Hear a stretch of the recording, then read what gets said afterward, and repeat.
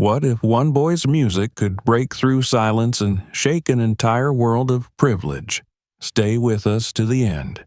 And don't forget to like, comment, and subscribe.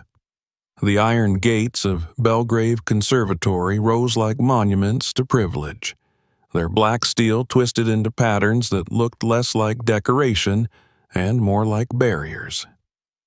On the sidewalk, 14-year-old Malik Thompson stood motionless, clutching the strap of his second-hand backpack so tightly that his knuckles turned pale.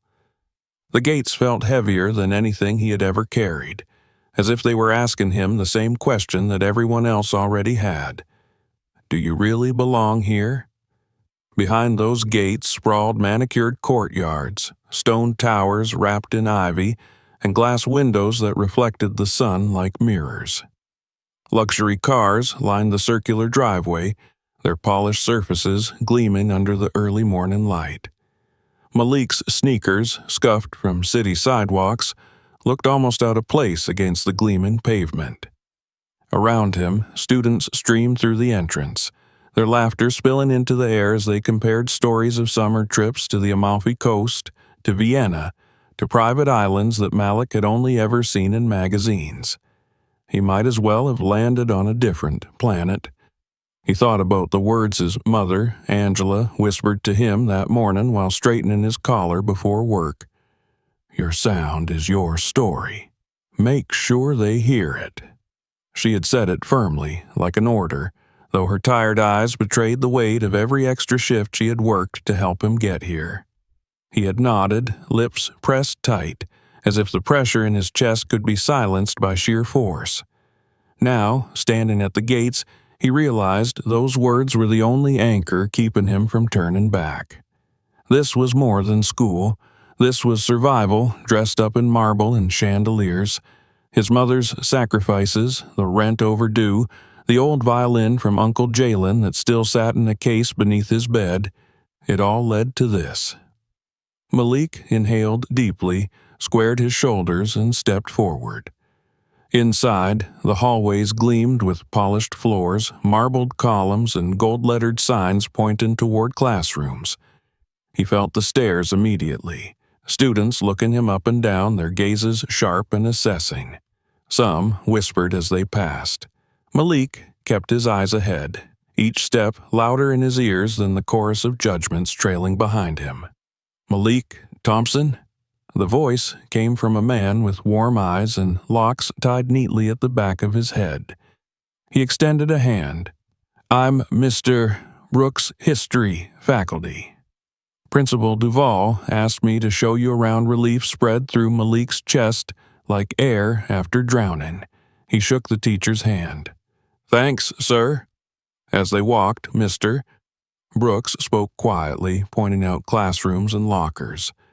The academics here are intense, he said, voice lowered as though sharing a secret.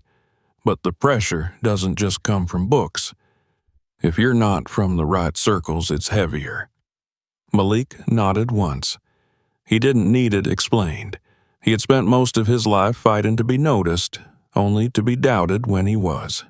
When they passed the music wing, Malik's eyes lingered through the glass door.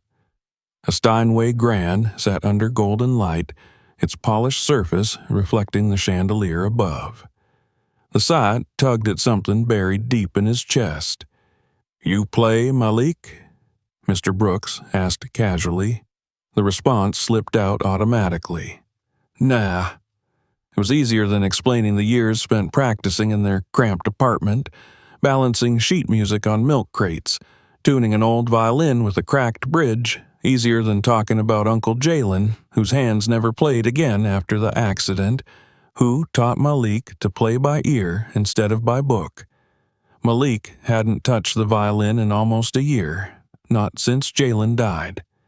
But the case still waited under his bed, dust gathering on the worn leather handle. By the time his first class began, Malik had already memorized the routine. Students announced family names like credentials, as if each last name were its own achievement. His English teacher, Miss Halbrook, opened the discussion with a question about the summer reading, A Raisin in the Sun. "Who can tell me about the idea of dreams in this play?" she asked. The room buzzed with polished voices, but Malik lifted his hand. When he spoke, his insights on deferred dreams and Langston Hughes's original poem fell into the room like stones into water, quieting the chatter. Silence followed. Heads turned. Whispers spread. Miss Halbrook tilted her head, surprised. "Well," she said slowly, "that's the first time I've heard someone reference Hughes's poem directly in here." Malik ducked his head back toward his notebook, refusing to meet the stares. It wasn't the kind of attention he wanted. Lunch was lonelier. The cafeteria, filled with students gathered into tight clusters, swapping stories about internships with producers, summer lessons with vocal coaches in Vienna, and private showcases at Lincoln Center. Malik sat at an empty table, pushing cold fries around his tray. "Hey!" The voice startled him. He looked up to see a girl with copper curls and bright brown eyes sliding into the seat across from him.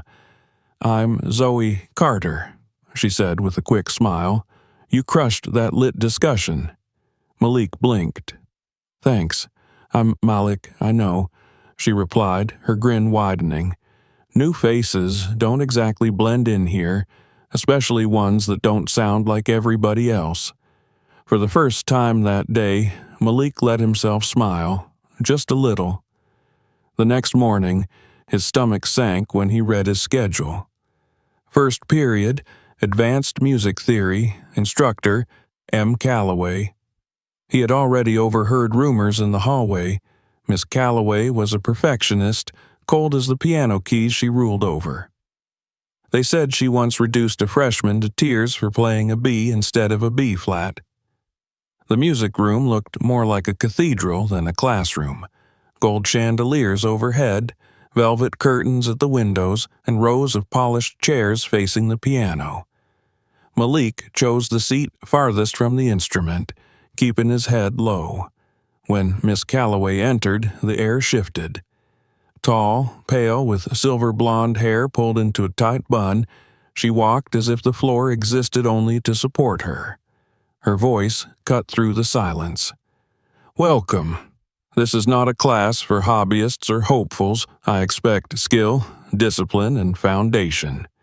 Her gaze landed on Malik, pinning him in place. When introductions began, students listed tutors, national competitions, and performances at Carnegie Hall.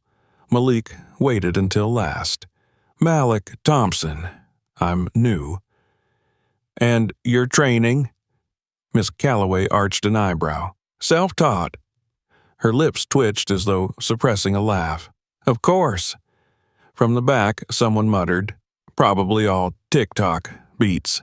Laughter rippled across the room. Miss Calloway did nothing to stop it. Instead, she gestured toward the violin rack. "Perhaps you'd care to demonstrate. Or would you rather remain silent?" The silence wasn't suspense, it was expectation, the class waiting for him to fail. Malik stood, his footsteps echoing like verdicts. He picked up a violin, light and polished but soulless in his hands. "Something simple," Miss Calloway said, her voice sweet with mockery. "Perhaps Twinkle, Twinkle?" Laughter again. Malik adjusted the instrument and frowned. "The bridge is slightly tilted," he said quietly. "It'll affect the resonance." "Play it anyway," Ms. Calloway snapped, "unless you'd prefer to drop to intermediate." His fingers tightened on the bow. His heart pounded. Then he set the violin down. "I'm not playing broken sound," he said calmly. Her eyes narrowed. "Confidence without capability. A dangerous combination." The class tittered again as Malik returned to his seat. He didn't look up. When the bell rang, Zoe caught him at his locker. "That was brutal," she said gently. "But was she wrong?" Malik didn't answer. That night, in their apartment, Malik lay awake staring at the ceiling. Sirens wailed faintly outside. Finally, he rose and reached under his bed. The old case slid out, leather worn smooth by time. Inside, Uncle Jalen's violin waited, amber wood glowing faintly under the dim light. Malik tightened the bow and tuned the strings by ear, the way Jalen had taught him. When the first note rang out, raw and unpolished, something cracked open inside him. The sound wasn't perfect. It wasn't polished, but it was his. And in that moment, Malik realized Belgrave Conservatory hadn't seen the last of him. The apartment smelled faintly of fried onions and detergent, the kind of scent that clung to late nights and long shifts. Malik sat on the couch, his backpack abandoned at the door, his shoes still on. He hadn't spoken much after coming home from Belgrave Conservatory. His mother, Angela, was still in her scrubs, exhaustion carved into her shoulders, but she noticed the silence immediately. She didn't press him. She never did. Instead, she reheated leftovers, set a plate on the counter, and gave him the same words she always had: "You're stronger than whatever they throw at you." But when she disappeared into the bedroom, Malik moved toward the one place that still held answers, the old violin case beneath his bed. The case was faded, its leather handle frayed, its hinges loose, as though time itself had tried to pry it open. Inside lay the violin his Uncle Jalen Thompson had once played until his hands were broken in the accident. Malik lifted it carefully, as if holding something alive. The amber wood gleamed faintly under the weak lamp light, the carved scroll weathered but still elegant. As soon as his chin rested on the worn rest, memories flooded back. Uncle Jalen teaching him in their cramped living room, where sheet music leaned against milk crates instead of stands. Malik at 7, crying as his fingers blistered.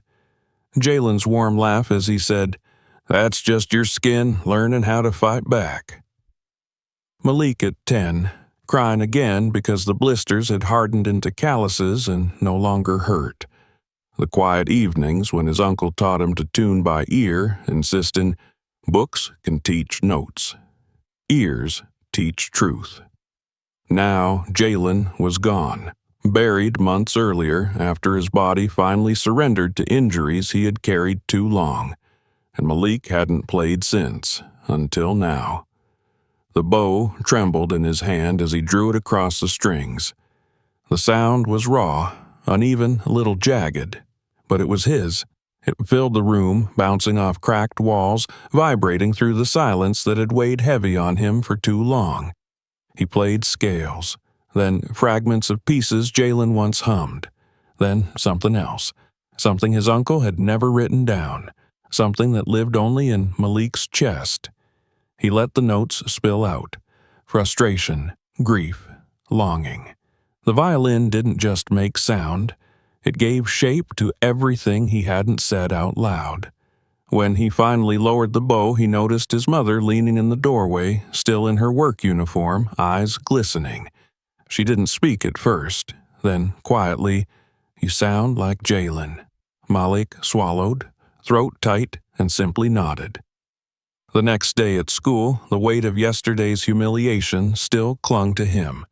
Miss Calloway's mocking smile, the class's laughter, it replayed in his head on loop. But between classes, he found Master Brooks in the staff lounge, sipping coffee and reading papers. "Mr. Brooks?" Malik asked, his voice low. The teacher looked up. "What's on your mind?" "I heard there's a winter concert," Malik said. "Can students audition?" Brooks raised his eyebrows, surprised. "They can. Thinking of going for it?" "I need to," Malik said simply. Brooks studied him for a long moment, then smiled slowly. "You sure you're ready for how hard this might get?" "No," Malik admitted. His hands were curled tightly into fists at his sides. "But I'm doing it anyway." That afternoon, Malik explored the music wing until he stumbled on a door wedged open by a broken chair. Inside was a forgotten storage room behind the main theater. Dust layered the floor, broken chairs leaned against each other in the corner. A weathered, upright piano sat crooked, several keys stuck down. But to Malik, it was perfect. This room became his sanctuary. Every day after school, he slipped inside with Jalen's violin. He played until his fingers burned again, until sweat dripped down his forehead, until sound filled the emptiness. He practiced Tchaikovsky's fiery movements, then improvisations that blended the classical phrasing Jalen had taught him with rhythms born from the streets. He played phrases that cracked, bent, and cried out in ways sheet music couldn't capture. One afternoon, he wasn't alone. Zoe leaned casually against the doorway, listening. She didn't interrupt, just watched with wide eyes as the room filled with sound. When he finished, she let out a low whistle. "Damn," she said softly. "You've been hiding that." Malik shrugged, wiping sweat from his brow. "I wasn't sure it still lived in me." Zoe stepped further into the room, her voice serious. "It's alive." And it's mad as hell, Malik chuckled under his breath, but inside, something shifted. For the first time since stepping into Belgrave, he didn't feel completely invisible. By the end of the week, his decision hardened into resolve. He filled out the audition form for the winter concert.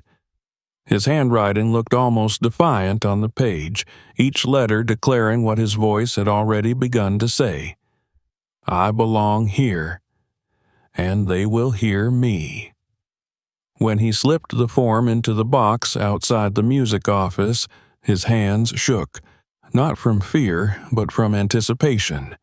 Back at home that night, he pulled out Jalen's violin again. Sitting by the window, city sirens echoing in the distance, Malik whispered to himself, "This one's for you, Uncle." Then he lifted the bow and played into the darkness. And the darkness listened. The rejection arrived the next morning with the efficiency of a machine built to say no. Malik found his audition form in his homeroom cubby, slid back into his slot with a red stamp across the top. Denied.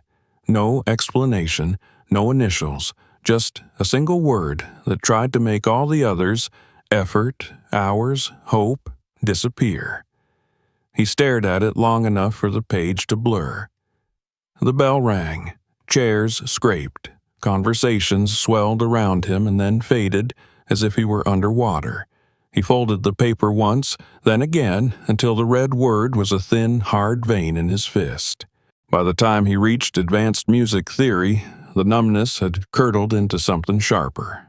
Miss Calloway stood at the piano, stacking sheet music into crisp columns. Malik waited until most of the class had taken their seats. Then he stepped forward and placed the folded paper on the corner of the instrument. "I'd like to appeal," he said. His voice came out steady. Miss Calloway didn't look up.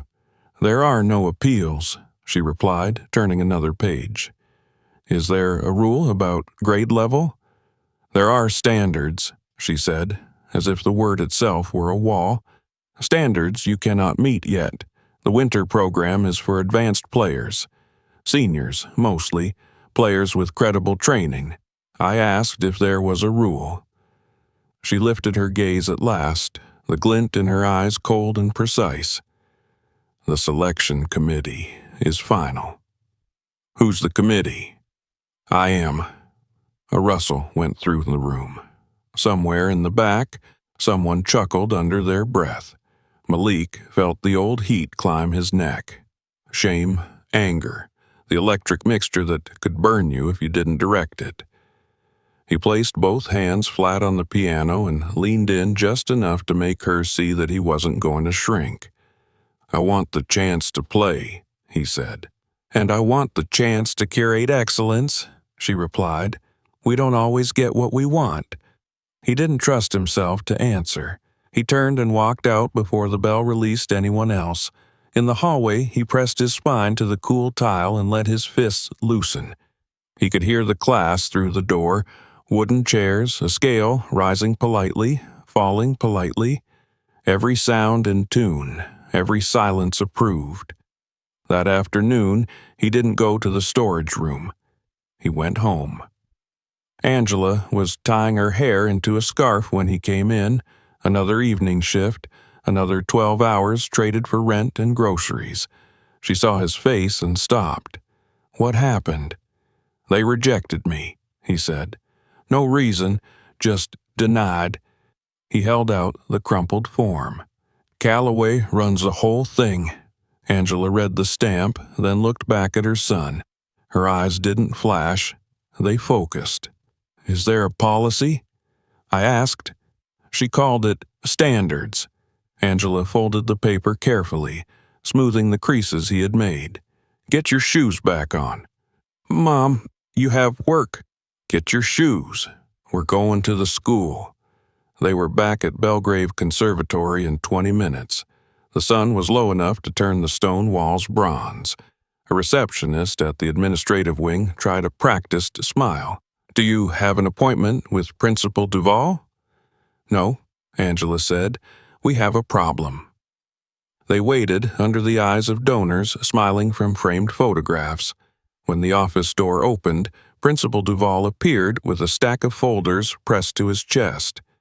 He was tall, careful in posture and tone, the kind of man who had learned to speak both to senators and to janitors without changing his smile. Mrs. Thompson? Malik? Is everything all right? No, Angela said. My son submitted an audition form for the winter concert. It was rejected without explanation by a committee of one. Duval's gaze shifted to Malik, then back to the paper Angela offered. He read the stamp. He didn't flinch, but something in his eyes sharpened. Miss Calloway handles the winter program, then you can handle her, Angela replied evenly. Or explain to me why a public scholarship student at this prestigious institution is denied even the chance to be heard. The receptionist pretended to type. The clock ticked. Duval exhaled, set his folders down, and gestured toward his office. Let's step inside. The office smelled faintly of lemon oil and old books. Diplomas lined the wall. A silver photo frame held a picture of Duval with a cohort of smiling seniors in caps and gowns. He motioned to the chairs. Angela remained standing. So did Malik. My son isn't asking for special treatment, Angela said. He's asking for the same chance everyone else gets. If your school is what it claims to be, that shouldn't be controversial. I appreciate your candor, Duval said, clasping his hands. Auditions are indeed at the discretion of the program director. However, his voice tapered into thought. When he continued, it was slower, more deliberate. However, transparency matters. And process matters. He looked at Malik. If I arrange an alternate audition, observed, independent, will you play? Malik felt his mouth go dry. Yes. Angela nodded once. When? Duval hesitated only a heartbeat. 2 days. After school. I'll find an evaluator from outside the department, not just anyone, Angela said. Someone who hears more than scales. Duval almost smiled. I have someone in mind. For 48 hours, Malik lived between two clocks, the one that dragged through classes and the one that sprinted in his chest. He ate little, slept less. At lunch, Zoe found him in the courtyard, the city wind shouldering its way between stone buildings. I heard something's brewing, she said. You good? By the time he reached advanced music theory, the numbness had curdled into something sharper. Miss Calloway stood at the piano, stacking sheet music into crisp columns. Malik waited until most of the class had taken their seats. Then he stepped forward and placed the folded paper on the corner of the instrument. I'd like to appeal, he said. His voice came out steady. Miss Calloway didn't look up. "There are no appeals," she replied, turning another page. "Is there a rule about grade level?" "There are standards," she said, as if the word itself were a wall. "Standards you cannot meet yet. The winter program is for advanced players. Seniors, mostly, players with credible training. I asked if there was a rule." She lifted her gaze at last, the glint in her eyes cold and precise. "The selection committee is final." "Who's the committee?" "I am." A rustle went through the room. Somewhere in the back, someone chuckled under their breath. Malik felt the old heat climb his neck. Shame, anger, the electric mixture that could burn you if you didn't direct it. He placed both hands flat on the piano and leaned in just enough to make her see that he wasn't going to shrink. "I want the chance to play," he said. "And I want the chance to curate excellence," she replied. "We don't always get what we want." He didn't trust himself to answer. He turned and walked out before the bell released anyone else. In the hallway, he pressed his spine to the cool tile and let his fists loosen. He could hear the class through the door, wooden chairs, a scale rising politely, falling politely, every sound in tune, every silence approved. That afternoon, he didn't go to the storage room. He went home. Angela was tying her hair into a scarf when he came in. Another evening shift, another 12 hours traded for rent and groceries. She saw his face and stopped. "What happened?" "They rejected me," he said. "No reason, just denied." He held out the crumpled form. "Calloway runs the whole thing." Angela read the stamp, then looked back at her son. Her eyes didn't flash. They focused. "Is there a policy?" I asked. She called it standards. Angela folded the paper carefully, smoothing the creases he had made. "Get your shoes back on." "Mom, you have work." "Get your shoes. We're going to the school." They were back at Belgrave Conservatory in 20 minutes. The sun was low enough to turn the stone walls bronze. A receptionist at the administrative wing tried a practiced smile. "Do you have an appointment with Principal Duval?" "No," Angela said. "We have a problem." They waited under the eyes of donors smiling from framed photographs. When the office door opened, Principal Duval appeared with a stack of folders pressed to his chest. He was tall, careful in posture and tone, the kind of man who had learned to speak both to senators and to janitors without changing his smile. "Mrs. Thompson? Malik? Is everything all right?" "No," Angela said. "My son submitted an audition form for the winter concert. It was rejected without explanation by a committee of one." Duval's gaze shifted to Malik, then back to the paper Angela offered. He read the stamp. He didn't flinch, but something in his eyes sharpened. "Miss Calloway handles the winter program, then you can handle her," Angela replied evenly.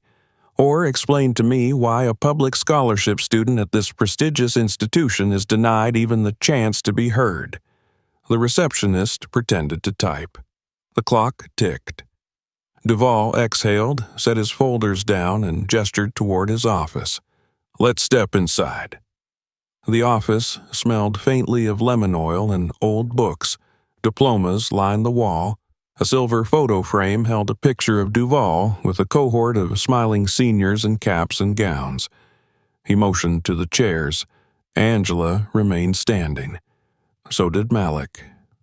"My son isn't asking for special treatment," Angela said. "He's asking for the same chance everyone else gets. If your school is what it claims to be, that shouldn't be controversial." "I appreciate your candor," Duval said, clasping his hands. "Auditions are indeed at the discretion of the program director. However," his voice tapered into thought. When he continued, it was slower, more deliberate. "However, transparency matters. And process matters. He looked at Malik. If I arrange an alternate audition, observed, independent, will you play? Malik felt his mouth go dry. Yes. Angela nodded once. When? Duvall hesitated only a heartbeat. 2 days. After school. I'll find an evaluator from outside the department, not just anyone, Angela said. Someone who hears more than scales. Duvall almost smiled. I have someone in mind. For 48 hours, Malik lived between 2 clocks, the one that dragged through classes and the one that sprinted in his chest. He ate little, slept less. At lunch, Zoe found him in the courtyard, the city wind shouldering its way between stone buildings. I heard something's brewing, she said. You good? The center of the room was. At his locker, Zoe slid to a stop. So? I'm in, he said. Her grin flashed, quick as a camera. Of course you are. He wanted to hold the glow of it, but he knew better than to think the fight was finished. In advanced music theory, Miss Calloway did not mention the audition. She distributed booing exercises and assigned harmonic analysis like any other day. But when she handed Malik his packet, her fingers paused on the edge of the paper, and her eyes met his with a look that said, You haven't proven anything yet. He took the packet. He didn't smile. After school, he returned to the storage room. The door groaned like always. The piano leaned like always. The dust floated in the same sunlit angles. He lifted his violin and began to carve a path through the passages that had wobbled under pressure, through the shifts that had felt rushed, through the breath he wanted to place between 2 phrases so that the second would hurt more. He worked until his fingertips stung and his right shoulder hummed. Then he pushed further, turning the edge of pain into focus. He thought about Professor Green's voice, Don't waste your pain, shape it. He thought about Angela in Duvall's office, erect and unshaking.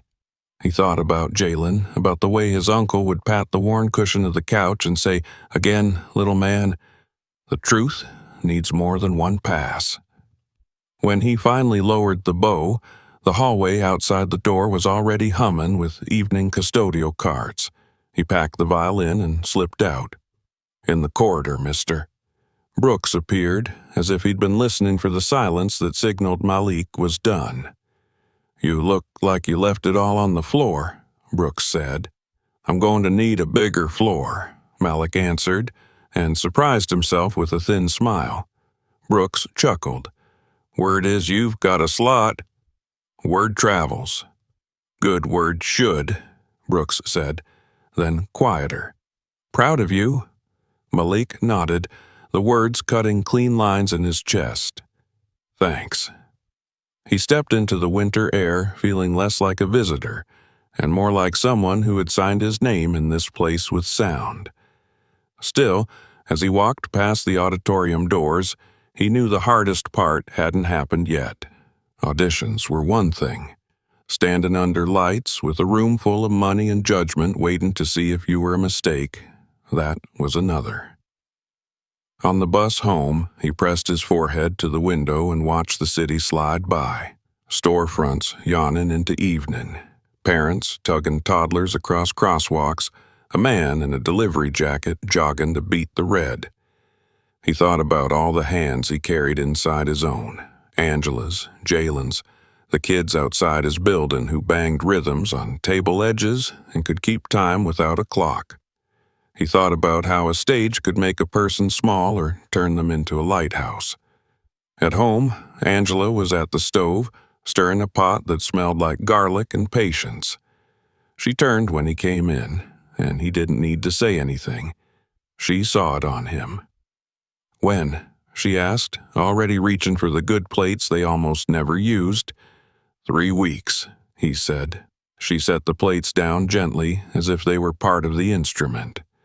Then, for 3 weeks, we eat, we sleep, and we tell the truth with a violin, she said.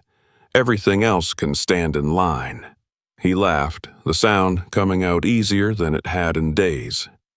Then he went to his room, opened the case, and pinned the future to the present with the first note. He was no longer asking to be heard. He was preparing to be undeniable. The announcement came like a trap disguised as an opportunity.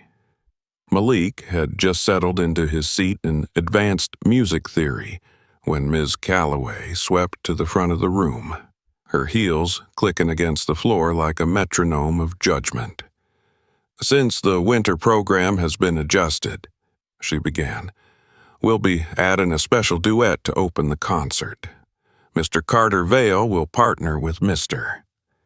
Malik Thompson on Meditation by Massenet." The words landed with the finality of a gavel. Heads turned instantly, whispers rising around the room. Malik's pulse hammered in his ears. He hadn't rehearsed with Carter. He hadn't even spoken more than 2 words to him. Across the room, Carter leaned back in his chair with a practiced smile, the kind that didn't touch his eyes. Son of Broadway producers, first-chair cello since freshman year, his reputation was carved into Belgrave's marble.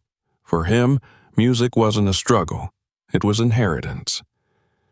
After class, Carter found him by the doorway, bow case in one hand, confidence dripping from every syllable. "So, you're the wild card," he said, his smile sharp. Malik raised an eyebrow. "Excuse me? You know, the underdog story. Poor kid with the garage violin comes in and makes the world cry. Very inspiring. For now." He tilted his head as if inspecting Malik like a crack in an otherwise perfect wall. "Let's see how long it lasts." Malik felt heat rising in his chest, but he didn't give Carter the satisfaction of a reply. He just tightened his grip on his violin case and walked away. Their first rehearsal together was brutal. The music room was too polished, too clean, the chandeliers overhead throwing judgment onto every corner. Carter's bow moved like a machine, each note flawless, precise, hollow. Malik's sound, by contrast, surged with fire and friction. But each time his bow dared to bend a phrase, "Miss," Calloway's voice sliced through. "Wrong." "Vibrato, Thompson. You're lagging, Thompson." Perhaps Carter should carry the melody entirely. Malik's jaw tightened with every interruption. By the end, his hands trembled, not from fatigue, but from holding back what he wanted to shout. When the rehearsal finally ended, he slammed his case shut and stormed into the storage room behind the theater, the one place where walls didn't judge. "She's trying to humiliate me," he snapped, pacing across the dusty floor. His voice cracked from frustration. "Like I don't belong here. Like I'm just an experiment." Zoe sat on a broken chair, arms folded, watching him. Her eyes were calm, sharp. "She's trying to control the story," she said. "If you stumble now, she can say it was all a fluke." That you couldn't handle the pressure. Malik dropped onto the bench against the wall, his violin still clutched in his hands. "I can't keep playing defense.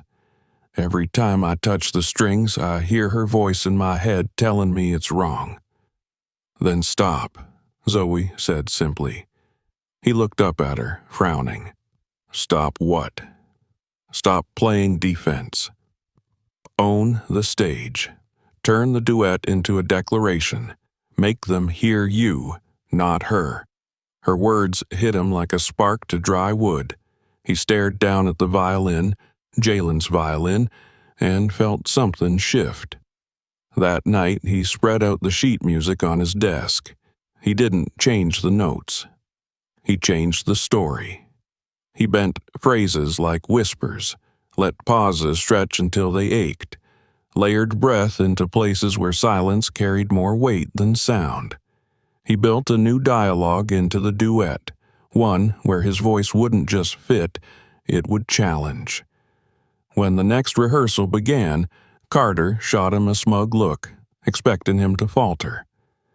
Miss Calloway folded her arms, waiting for proof that her doubts were justified.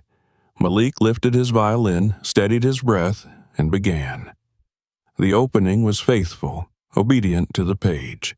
But then he leaned into the bow, sliding into a phrase that carried something different. Soul, defiance, a heartbeat that didn't apologize. Carter faltered for half a measure, caught off guard. Then, almost unwillingly, his cello adjusted, responding instead of dictating. The room shifted. The duet wasn't a duel anymore. It was a conversation. Malik's raw sound pressed against Carter's polished precision, and for the first time, Carter had to bend too. When the last note faded, silence filled the room. Miss Calloway's lips pressed into a line. "This isn't quite standard," she muttered. "It's interpretation," Malik said, his voice steady. "An improvisation," Carter snapped, though his flushed cheeks betrayed that even he had felt the electricity. Before Miss Calloway could answer, a slow clap echoed from the back of the room. Professor Lionel Green had slipped in unnoticed, his dark eyes watching every note. He stepped forward, his voice calm but firm. "That," he said, "was a conversation." Malik exhaled slowly, his pulse still racing. Carter stared at him, no smugness left, only something unspoken, unsettled. Miss Calloway didn't praise, but she didn't dismiss either. For the first time, Malik felt the balance tilt, not in favor of privilege, not in favor of perfection, but in favor of truth. He wasn't just holding a bow anymore. He was holding the narrative, and he wasn't letting go. On the afternoon of the winter concert, Belgrave Conservatory didn't feel like a school. It felt like a stage set, pretending to be a building. Velvet ropes at the lobby, gold-lettered placards guiding donors and alumni, ushers and black pressing programs into eager hands. The auditorium lights wore a cautious dim, the kind that made whispers sound important. From the wings, Malik Thompson watched the seats fill. Parents in tailored coats, board members whose names were etched into plaques, a scattering of press badges glinting under chandeliers. Backstage was a hive of ritual. Violins tuned in thin, searching glissandos. A harpist plucked and frowned and plucked again. Cello cases gaped like open mouths. Zoe Carter fixed her mic pack with steady hands and flashed Malik a look that said, "Breathe." He nodded once. He could feel the familiar pinch in his ribs, the one that confused fear with focus, sharpening and settling, the way it always did right before sound turned into statement. Miss Calloway moved through the chaos like an icebreaker, parting currents with a single glance. She said little, but everything about her posture warned the night would be judged in ledger marks, precision, decorum, standard. Principal Duval hovered at the stage door with the donor in tow, his smile diplomatic, his eyes busy. And farther back, half in shadow, Professor Lionel Green leaned against the wall with his arms loosely crossed, watching, listening before anything had even begun. The house lights dimmed. A hush rippled forward, swallowing conversations, softening coughs. The curtain rose. The program opened with a chamber ensemble. Carter Vale at first chair, posture immaculate, bow arm a metronome. Vivaldi in G minor moved across the room like clockwork. Perfect entries, clean attacks, dynamics stamped and filed exactly where they belonged. Applause followed, gracious and correct. Zoe's feature arrived mid-first act. She stood center stage under a single cone of light and delivered Strange Fruit with a restraint that made the room lean forward. Her final note didn't soar. It descended like a verdict that didn't need shouting.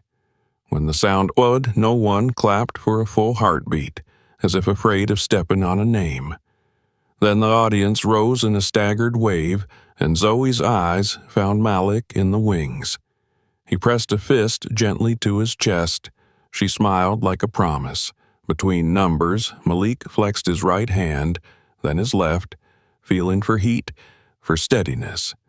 In his jacket, just over his heart, lay the small quarter-note pin Zoe had given him, the engraved initials J.T. cold and reassuring.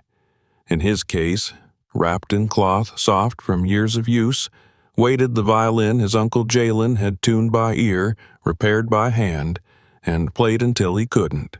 Malik lifted it now with a care that felt like prayer. The wood was warm, as if it remembered him. The stage manager whispered, "You're up after the quartet." Sound shrank. Time stretched. Malik closed his eyes. He didn't rehearse the passages, he rehearsed the reasons. Angela's palms red from sanitizer and overtime, Jalen's handwriting on a scrap of staff paper. Ears learned truth. The storage room's dust catching the light like it wanted to be seen. Professor Green's calm instruction, don't waste your pain. Shape it. The quartet ended to polite applause. The stage went briefly dark. The announcer's voice slid through the black. For our featured soloist, please welcome Mr. Malik Thompson. He stepped into the light. The spotlight found the curve of the violin first, then his face. From out in the crowd, he felt 100 decisions tighten. Admire, assess, dismiss. He planted his feet. He exhaled, and then he lifted the bow. The first note entered the room like a thread, narrow and deliberate, the beginning of a bridge thrown between two shores. An adagio line bloomed, its bones classical, its blood something else. He let the space do part of the talking, valuing the silences as much as the sound. You could hear Barber in the patience of the phrasing. You could hear Jalin in the ache of a slide that didn't apologize for where it came from. Technique held, emotion led. He nursed a tone until it frayed, then stitched it back together in the very next measure, proving breakage wasn't the end of a thing. He placed a half-breath pause before a cadence and watched the room lean over the edge with him. He dipped the bow near the fingerboard until the sound turned smoky, then brought it back to pure center the way a person returns to themselves after remembering why they started. Halfway through, he felt the shift happen. The moment when an audience stops hearing a student and starts hearing a story. Phones lowered, postures changed.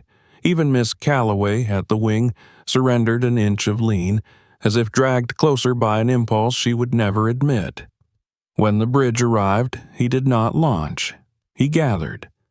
The line tightened, built, asked for resolve he had not yet given. And then he gave it. The crescendo that followed didn't rush the room, it lifted it. The roof beams, old wood that had listened to a century of polite excellence, seemed to hold their breath. By the time he reached the final paragraph of sound, his right arm burned and his fingertips sang that hot, familiar alarm of work done honestly. He let the last note hang, vibrating, diminishing, refusing to vanish all at once, then stilled the string with his left hand.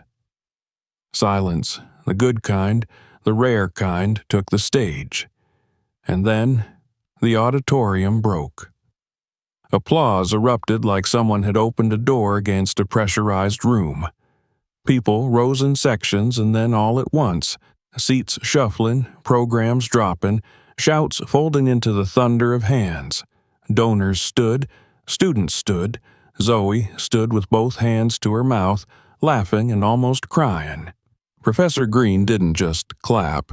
He saluted with a small nod that said, yes, that. Malik didn't bow immediately. He looked into the light, where the dust floated like slow confetti, and felt something in his chest set gently back into place. He tipped the violin slightly, as if introducing the crowd to an old friend. Then he bowed, once, clean, and the ovation swelled again. Backstage was a storm. Stagehands grinned. A percussionist slapped his shoulder and nearly dropped a mallet. A reporter called his name. Carter appeared at the edge of the chaos, his earlier composure softened into something more human.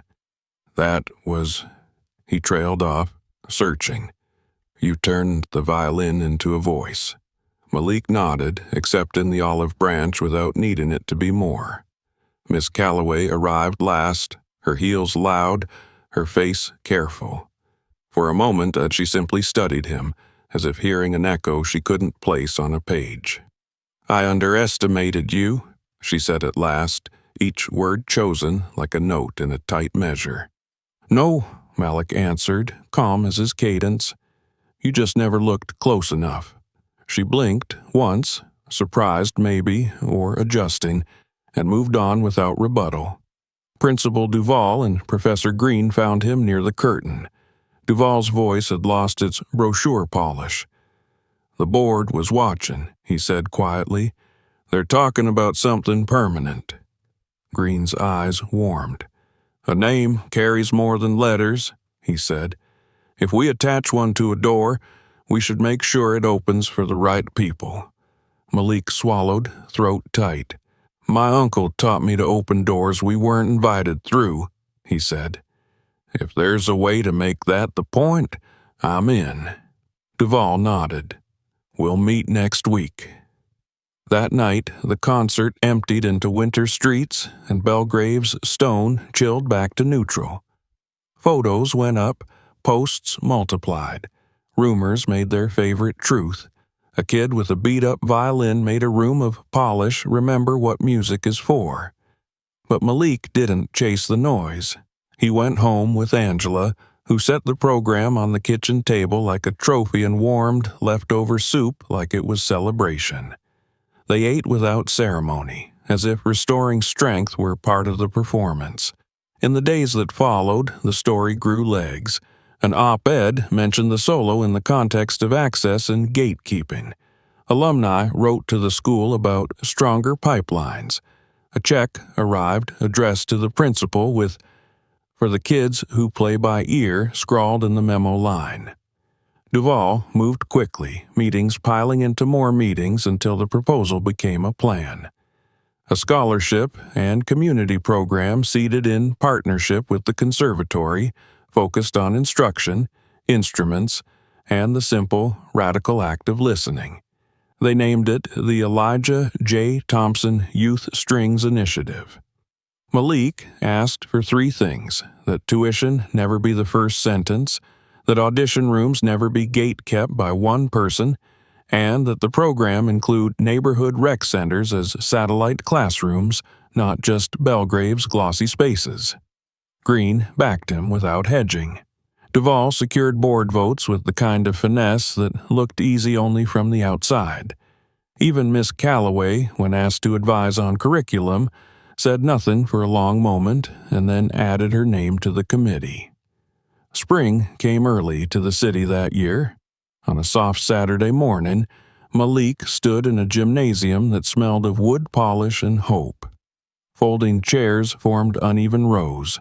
A dozen kids waited, some bouncing their knees, some trying to look unimpressed and failing. A box of used violins leaned against the wall, scarred and ready.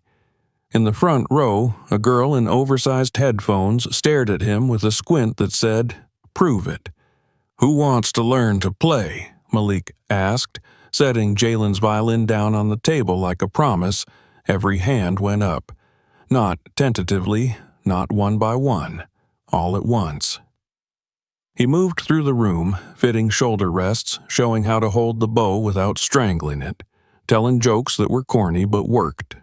When someone's note squealed, he didn't flinch. He nodded. Good. That's a sound trying to grow. During a break, he lifted Jalen's instrument, not to perform, but to show them what a story could sound like when the words weren't ready yet. He drew a small phrase from the strings, nothing grand, just a line that curved and landed the way a shoulder can relax when someone finally listens. The kids didn't clap when he stopped. They looked at their own violins like tools instead of artifacts.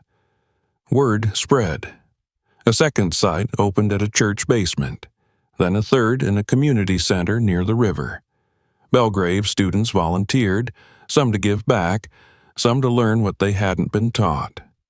Carter came once, awkward and earnest, discovering that teaching made his precision feel useful in a new way.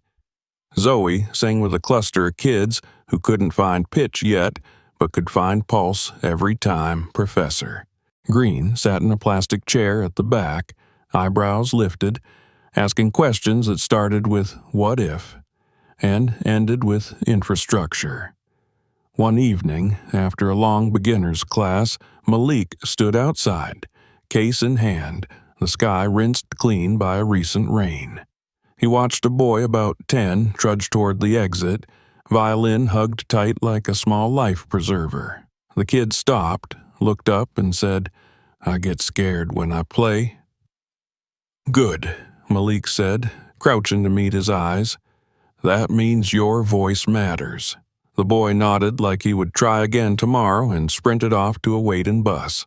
Only then did Malik let himself breathe the way he had on stage after the last note, when silence proved the sound had landed. He glanced up at a second-floor window and, for just a heartbeat, imagined Uncle Jalen leaning there, arms folded, smirk soft with pride. It wasn't grief exactly, it was continuity. Belgrave's marble didn't change color. The donor plaques didn't rearrange themselves. Miss Calloway still measured the world with careful rulers. But the door that had once closed on a stamped red denied now opened into rooms filled with first notes, with shaky bows, with kids learning to trust the friction that makes a string sing. Later, on a night quiet enough to hear the city in long, steady breaths, Malik walked past the conservatory. He paused under the arch where he had once hesitated, spined tight with the weight of other people's certainty. He touched the quarter-note pin on his jacket, JT catching a stray streetlight, and smiled without the urge to look over his shoulder to see who allowed it. He didn't need permission anymore. His sound had become a place, and in that place there was room for other voices, raw, rough, real, to be heard. Some voices can't be silenced. They change everything. If this story moved you, hit like, share your thoughts in the comments, and subscribe so you never miss the next one.